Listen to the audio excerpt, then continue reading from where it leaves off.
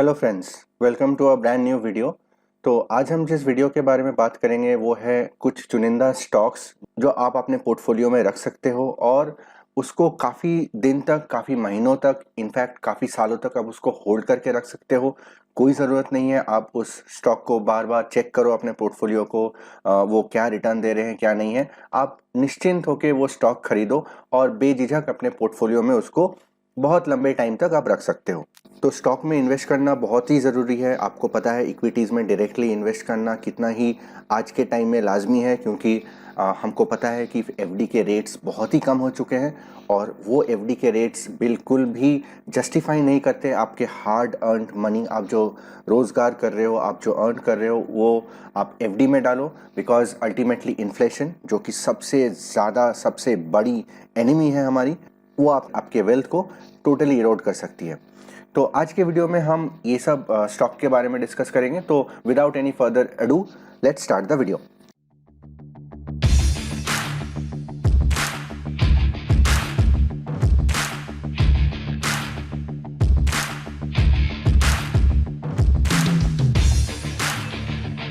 तो जो पहला कॉन्सेप्ट है मैं आपके साथ डिस्कस करना चाहता हूँ वो है एफडी रेट्स के मुकाबले हमारी जो इक्विटी में रिटर्न है उसका कंपैरिजन।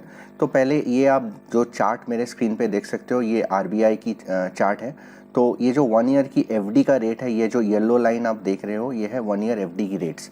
तो 1970s में काफ़ी ज़्यादा थी एफडीज़ की रेट, जैसे कि 8 पॉइंट पहले 6.38 से शुरू होके 8.5 12% तक एफडी की रेट्स हुआ करती थी पहले। इसीलिए हमारे पेरेंट्स के ज़माने में ये बहुत ही आम, एक बहुत ही नेचुरल सा इंस्टिंक्ट था कि अगर थोड़े से भी पैसे हैं तो उसको एफडी में डालो, क्योंकि 12% आपको हर साल रिटर्न मिल रहे हैं and that 12% return is extremely good return. तो पर आप अगर देख सकते हो कि आने वाले कुछ सालों में 10% 9% से होके 9%, और अभी के जो एफडी रेट्स है that is extremely low, around 4 and 5% के अराउंड एफडी के रेट्स हैं, जो कि काफ़ी लो है।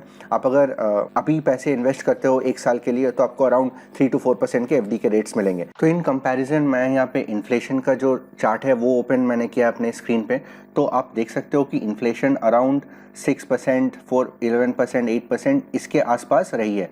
तो अराउंड 6-7% का एवरेज अगर इन्फ्लेशन का रेट हम लोग पकड़ते हैं और एफडी के रेट्स जो कि काफ़ी कम हो चुके हैं, दैट इज़ अराउंड 4 to 5%, तो एक्चुअली में आपके जो पैसे हैं, आपका जो मनी है, आपका जो वेल्थ है, वो अल्टीमेटली डिटोरिएट हो रहा है, वो इरोड हो रहा है। तो सिंपल भाषा में अगर आपको एक्सप्लेन करूँ तो एक चीज़ जो आप 100 रुपये में खरीद सकते थे 1 साल पहले, अभी उसकी कीमत ही बढ़ चुकी है, वो 106 रुपये की हो चुकी है।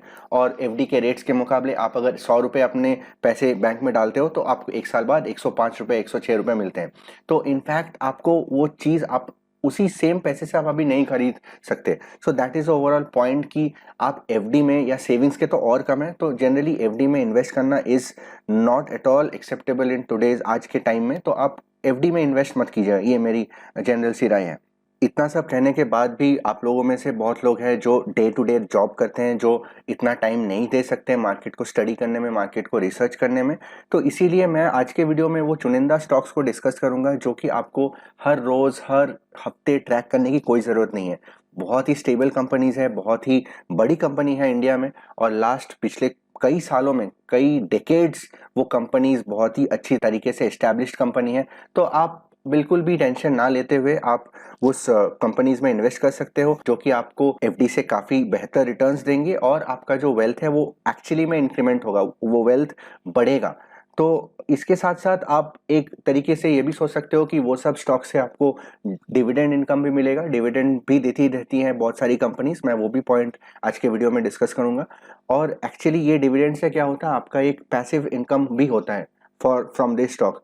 आप वैसे भी अपने डे टू डे जॉब में पूरे दिन लगे रहोगे तो आपको उतना टाइम भी नहीं मिलेगा, तो ये स्टॉक्स आपको साल में 1 बार या 2 बार या 3 बार डिविडेंड देते रहेंगी। इसके साथ साथ जो नेक्स्ट जो टॉपिक है जो मैं आपके साथ डिस्कस करना चाहता था before going to the list of stock है, जिसके लिए बहुत सारे इन्वेस्टर्स यहाँ पे इस वीडियो को देख रहे होंगे, बट थोड़ा बहुत सब्र कीजिए, मैं वो लिस्ट देने से पहले थोड़ा ये कॉन्सेप्ट आपके साथ डिस्कस करना चाहता हूँ। तो निफ्टी 50 का जो चार्ट है आप अगर यहाँ पे देख सकते हो, तो निफ्टी 50 ये वाला जो चार्ट है, तो ओवरऑल ये इसको हम मार्केट का परफॉर्मेंस बोलते हैं। तो मार्केट का जो ओवरऑल एक इंडेक्स है, मतलब ओवरऑल सेंटिमेंट्स को रिप्रेजेंट करता है कि मार्केट अप या डाउन हुआ है, मतलब निफ्टी में जितने भी स्टॉक्स है जिस प्रोपोर्शन में वो सारे स्टॉक्स कैसे अप एंड डाउन होते हैं, उसका जो परफॉर्मेंस है वो हम निफ्टी 50 के ये जो चार्ट है उसके थ्रू ट्रैक कर सकते हैं।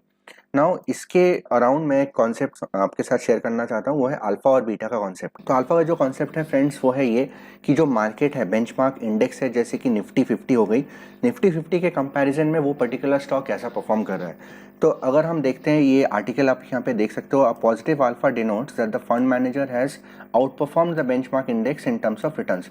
सो ये स्टॉक के लिए भी होल्ड करता है। तो बेसिकली ये कहना चाहते हैं ये कि अगर अल्फा है 1 दैट मीन्स जो वो पर्टिकुलर स्टॉक है वो निफ्टी 50 से 1% ज़्यादा रिटर्न आपको दिया है। नेगेटिव अल्फा मतलब अगर -1 की अल्फा है, मतलब अगर निफ्टी 50 10% ज़्यादा रिटर्न आपको दिया है तो वो स्टॉक 9% आपको रिटर्न दिया है। बेसिकली इसका मतलब ये है। और अगर अल्फा 0 है मतलब निफ्टी 50 का जो रिटर्न है वो स्टॉक का भी सेम रिटर्न है। तो ये हो गया अल्फा। बीटा का कॉन्सेप्ट क्या है फ्रेंड्स? बीटा का कॉन्सेप्ट है अगर जो वॉलिटिलिटी है वो स्टॉक में, मतलब कितना ऊपर कितना नीचे जाता है, बेसिस दैट निफ्टी 50, मतलब निफ्टी 50 अगर 10% ऊपर जाती है तो वो पर्टिकुलर स्टॉक कितना ऊपर जाती है। अगर बीटा है 1 मतलब निफ्टी 50 अगर 10% ऊपर है तो वो स्टॉक भी 10% ही ऊपर रहेगा। बीटा इज सपोज 1.2 मतलब 20% मोर वॉलेटाइल देन द मार्केट, मतलब अगर निफ्टी 50 10% ऊपर जाती है तो वो 20% मोर मतलब 12% वो स्टॉक ऊपर जाएगी। सिमिलरली अगर निफ्टी 50 10% नीचे आती है तो वो 12% नीचे आएगी। तो this is basically the volatility उस स्टॉक में कितना है। तो as a day professional, as a working professional, हम बेसिकली वो सब स्टॉक लेना चाहेंगे जिसकी अल्फा काफ़ी ज़्यादा हो, मैक्सिमम हो, and in addition to that उसकी बीटा भी काफ़ी कम होनी चाहिए। मतलब बीटा अगर बहुत ज़्यादा हाई है तो मतलब वो स्टॉक बहुत ही ज़्यादा वॉलेटाइल रहेगी और हम रात को ठीक से सो भी नहीं पाएंगे। तो उस इन्वेस्टमेंट का कोई मतलब ही नहीं बनता अगर हम चैन की नींद ना सो सके रात में। सो बेसिकली हमें वो सब स्टॉक्स देखने हैं जिसका अल्फा बहुत ही हाई है और इन एडिशन बीटा उसका काफ़ी कम है। इन एडिशन टू दिस मेरा एक फिल्टर है जो मैं ऐड करता हूँ, वो है डिविडेंड पेइंग स्टॉक। अगर वो डिविडेंड भी देती है वो स्टॉक तो क्या हर्ज है। हम चाहते हैं कि हमारे को ज़्यादा पैसे मिले, अगर डिविडेंड के थ्रू हमको कुछ पैसे मिल रहे हैं, इन एडिशन टू दैट वो स्टॉक अच्छी रिटर्न भी दे रही है एंड ऑल्सो वो स्टॉक उतनी ज़्यादा वॉलेटाइल नहीं है, तो हम वो स्टॉक ही गिने चुने करके लाएंगे। तो टिकट टेप का एक टूल है स्क्रीनर बोल के, मैंने स्क्रीनर पे ये अल्फा का फिल्टर लगाया है। इन एडिशन टू दैट मैं बीटा का भी फिल्टर लगाऊंगा। बीटा का फिल्टर लगा दिया मैंने यहाँ पे, और in addition to that dividend का भी फिल्टर लगाऊंगा।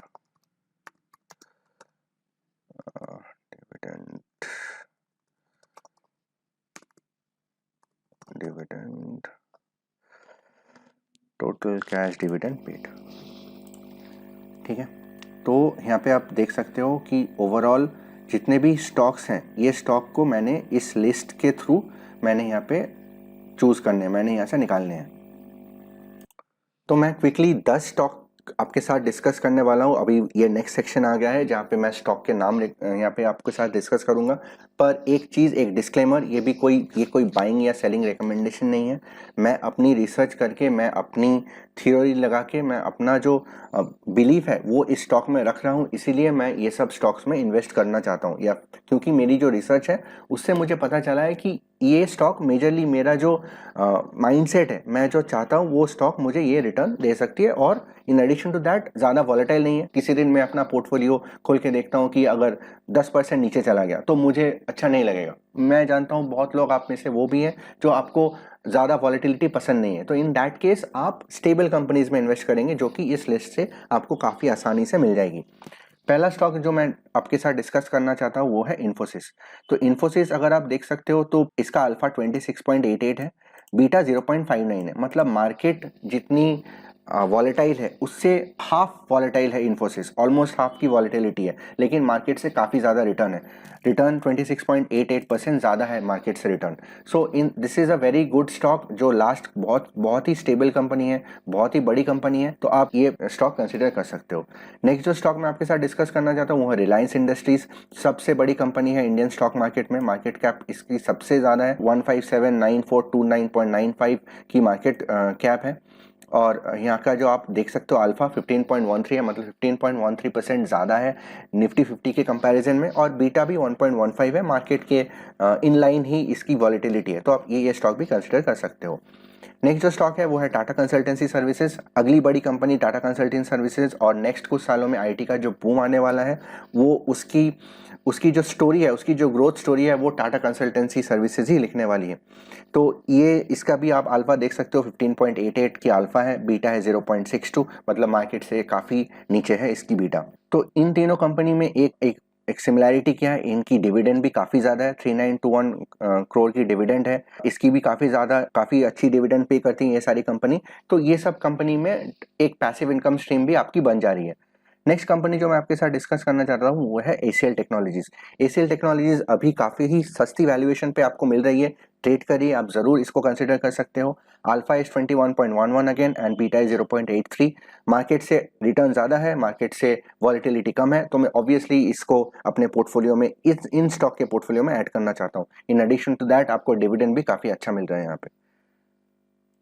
नेक्स्ट जो स्टॉक है वो है Asian paints. Asian paints is a very stable company, last कई सालों से इसकी ग्रोथ स्टोरी काफ़ी ही बेहतर रही है। तो आप यहाँ पे देख सकते हो 23.68 की अल्फा, अगेन मार्केट से कम वॉलेटाइल, बीटा 0.55, डिविडेंड उतनी खास नहीं है, पर देन इसकी ये बहुत ही स्टेबल ग्रोथ कंपनी है। तो अगले कुछ सालों में, क्योंकि इंडिया एक डेवलपिंग कंट्री है और पेंट्स का यूसेज बहुत सारी सेक्टर्स में होने वाली है, तो इसीलिए आप एशियन पेंट्स को कंसिडर कर सकते हो। इन एडिशन टू दैट ये और डिविजन्स में भी एक्सप्लोर कर रहे हैं, तो आने वाले कुछ सालों में इसकी प्रॉफिटेबिलिटी भी काफ़ी बढ़त आएगी, और इन एडिशन टू दैट इसके स्टॉक प्राइस में भी आप बढ़ोतरी देख सकते हो। नेक्स्ट जो स्टॉक है वो Avenue Supermarts. Avenue Supermarts basically DMart है। डीमार्ट बहुत ही अच्छी कंपनी है, इसका भी अल्फा आप अगर देख सकते हो 27.19, बीटा है 0.43, बीटा मार्केट से भी कम है, तो मतलब मार्केट से वॉलिटिलिटी कम है और मार्केट से रिटर्न भी काफ़ी अच्छी रही है लास्ट 5 सालों में। तो एवेन्यू सुपरमार्केट्स को आप कंसिडर कर सकते हो। अगली जो कंपनी है वो Bajaj finance. Bajaj finance insurance sector की कंपनी है और इंश्योरेंस बहुत ही अंडर पेनिट्रेटेड है इंडिया में। आने वाले कुछ सालों में इंडिया में इंश्योरेंस की पेनिट्रेशन और जो बैंक्स की पेनिट्रेशन ये काफ़ी ज़्यादा मुझे लग रही है। मैं काफ़ी बुलिश हूँ इंश्योरेंस सेक्टर में और बैंक्स की सेक्टर में, और इसका जो अगर आप लास्ट कुछ सालों में ट्रिमेंडस रिटर्न बजाज फाइनेंस अपने इन्वेस्टर्स को कमा के दिया है। अल्फा इज 14.43, बीटा थोड़ा बहुत हाई है, तो आप इस स्टॉक को स्किप भी कर सकते हो, पर इसका रिटर्न काफ़ी ज़्यादा रहता है, लास्ट कुछ सालों में काफ़ी ज़्यादा रही है। तो मैं क्योंकि इंश्योरेंस सेक्टर में काफ़ी ज़्यादा बुलिश हूँ, तो आप ये बजाज फाइनेंस के स्टॉक को कंसिडर कर सकते हो। नेक्स्ट जो कंपनी है फ्रेंड्स वो है पिडिलाइट इंडस्ट्रीज। आप यहाँ पे देख सकते हो पिडिलाइट इंडस्ट्रीज की अल्फा है 19.03, मार्केट से अराउंड 20% ज़्यादा रिटर्न कमा के दिया है अपने इन्वेस्टर्स को, और मार्केट से वॉलेटाइल काफ़ी कम है, 0.56 की बीटा है। तो मतलब अगले कुछ सालों में मैं एडिसिव इंडस्ट्री पिडिलाइट, आप अगर कहीं पे भी देख लो, एडिसिव का मतलब आपको फेविकॉल ही लगता है। पिडिलाइट इंडस्ट्रीज की ये जो एक मोनोपोली है मार्केट में, ये काफ़ी ज़्यादा एंट्री बैरियर क्रिएट करेगी बाकी सारी कंपनीज को आने में। और एक पॉइंट, पिडिलाइट इंडस्ट्रीज क्योंकि अगेन इंफ्रास्ट्रक्चर में यूज़ होता है, केमिकल्स में यूज़ होता है, बहुत सारे इंडस्ट्रीज़ में इसकी एप्लीकेशन है, तो आने वाले कुछ सालों में भी इसकी ग्रोथ बनी रहेगी। और मुझे लगता है कि आप ये स्टॉक को कंसिडर ज़रूर कर सकते हो, क्योंकि अल्फा इसकी बहुत ही हाई है मार्केट के कंपैरिजन में, और बीटा भी काफ़ी कम है मार्केट के कंपैरिजन में। Next stocks friends, Divi's laboratory. Divi's laboratories मेरी one of the favourite companies है, क्योंकि ये कंपनी मेजरली वही काम करती है जो इसको आता है करना। ये अपना जो स्ट्रेंथ है उसमें प्ले करती है, और काफ़ी ज़्यादा इधर उधर जाने की कोशिश नहीं करती है। जो इसकी मेन फंडामेंटल स्ट्रेंथ है उसी में प्ले आउट करती है, और उसके वजह से आप देख सकते हो कि alpha is 31.42 and beta in addition to that is 0.28। Dividend का इनकम यहाँ पे नहीं है, क्योंकि बहुत ही ग्रोथ कंपनीज है, जितना भी पैसा प्रॉफिट में आता है सब वापस बिजनेस में डालते हैं ये लोग, सो दैट ग्रोथ हो सके, इसीलिए अल्फा इज वेरी हाई।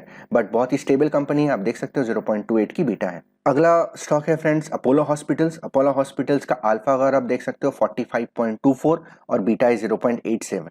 मतलब लास्ट 5 सालों में अपोलो हॉस्पिटल्स ने निफ्टी के कंपैरिजन में 45% ज़्यादा रिटर्न अपने इन्वेस्टर्स को कमा के दिया है। In addition to that market से कम वॉलेटाइल है, मतलब इनमें जो इन्वेस्टर्स हैं बहुत ही स्टेबल तरीके से अपने रिटर्न्स को काफ़ी अच्छे लेवल पे लेके जा रहे हैं, और डिविडेंड उतनी नहीं है, क्योंकि अगेन हॉस्पिटल कंपनी है, ग्रोथ कंपनी है, तो प्रॉफिट है वो वापस बिजनेस में डालते हैं, तो डिविडेंड उतना ज़्यादा नहीं है। पर अल्फा एंड बीटा अगर आप देखते हो, दिस इज ट्रिमेंडस नंबर, बहुत ही फैसिनेटिंग नंबर है। लास्ट जो कंपनी है फ्रेंड्स वो है एसआरएफ लिमिटेड, एक केमिकल कंपनी है। अगेन बहुत ही अच्छा रिटर्न कमा के दिया है, बहुत ही स्टेबल कंपनी है। मार्केट के अराउंड बीटा है इसकी 1.04 and alpha is 48.98 and dividend उतनी भी खास नहीं है। तो देन अगेन डिविडेंड कंपनीज उतनी ज़्यादा अल्फा भी रिटर्न आपको नहीं देख सकती है, अपार्ट फ्रॉम कुछ कंपनीज जो हमने पहले डिस्कस किया है। SRF का स्टॉक है 48.98 का alpha, that is again Nifty के कंपैरिजन में काफ़ी अच्छी रिटर्न है। तो ये एक स्टेबल कंपनी है, जैसे हमने देखा है 1.04 की बीटा है, तो आप ज़रूर इस कंपनी को कंसिडर कर सकते हो। तो that's the 10 companies investors in my friends. आप इस 10 कंपनीज में आप अपना जो अर्निंग्स है उसको इन्वेस्ट कर सकते हो अपने ड्यू डिलिजेंस करने के बाद, अपनी रिसर्च करने के बाद। आपकी अगर माइंडसेट वो है कि आप आराम से रात में सोना चाहते हो, आपको ज़्यादा फिक्र करने की ज़रूरत नहीं है, आज मार्केट कहाँ गया, आज मार्केट कहाँ क्या हुआ, मार्केट में FIIs ने पैसे पुल कर लिए, आज इसमें पंप एंड डंप हो गया, तो इतनी सारी कॉन्सेप्ट्स को आपको लर्न करने की ज़रूरत नहीं है। बहुत ही स्टेबल कंपनीज में आप इन्वेस्ट करो और सुकून की नींद आप सो सकते हो। थोड़े बहुत 1 महीने 2 महीने में आप एक बार ट्रैक करके देख लेना वो सब कंपनीज में कुछ अगर अपडेट हुआ है, मैसिव चेंज हुआ है, in that case only these companies में इफेक्ट आएगा, अदरवाइज ये कंपनीज चलती रहेंगी। और बहुत ही तगड़ी मैनेजमेंट होती है ये सब कंपनीज में, उनको पता है उनका काम क्या है, कैसे करना है, and they keep these companies running. So this is one of the major point that you should consider before investing. That's all friends in this video. अगर आपको इस वीडियो को अच्छा लगा है तो ज़रूर मेरे चैनल को सब्सक्राइब कीजिए, वीडियो को लाइक कीजिए, अपने फ्रेंड्स में शेयर कीजिए और मुझे कमेंट सेक्शन में बताइए आपको अगर कुछ डाउट है, आपको अगर कुछ क्लैरिफिकेशन चाहिए या फिर आपको कुछ फीडबैक देना है तो आप ज़रूर इस कमेंट सेक्शन में डाल दीजिए, मैं उसका रिप्लाई ज़रूर करूँगा। मिलते हैं नेक्स्ट वीडियो में किसी और इन्फॉर्मेशन के साथ, तब तक बाय बाय, हैप्पी इन्वेस्टिंग।